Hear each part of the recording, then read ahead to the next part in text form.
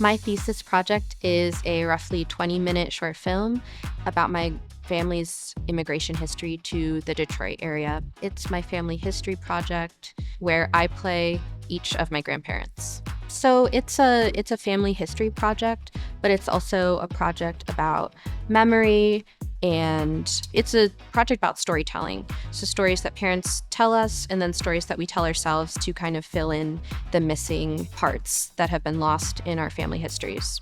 The film is actually pretty playful. I'm kind of trying to tap into the language of theater. So I've made a lot of sets, sourced a lot of vintage costumes, and some of the film has the quality of me being a kid playing dress up. It is meant to be kind of fun and entertaining, but it has kind of a sadness at the core.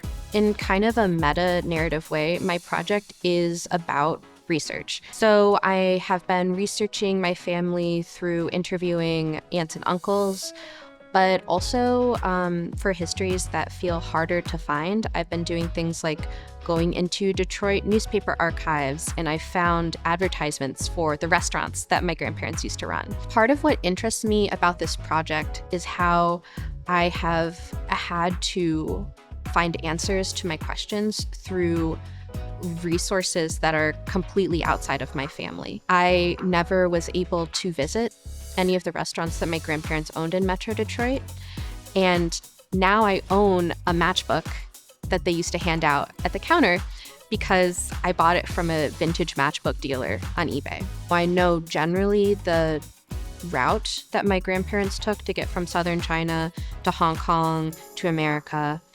So I've also been looking into the history of other groups of immigrants. And what I think is really special about this is I grew up feeling really kind of confused and unsure about how different sides of my family got here. And through my research, I found that it's actually pretty typical.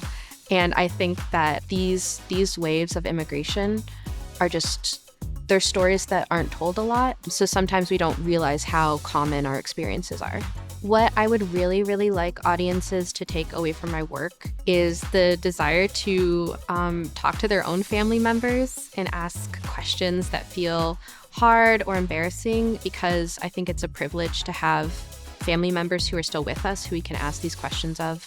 I also would really like people to just understand that there are plenty of Asian Americans who have been in the Midwest, in the Great Lakes region, for a really long time, and especially in this point of history that we're in, understanding that immigrants are central to how our country has developed, and it's really, really important to recognize their humanity.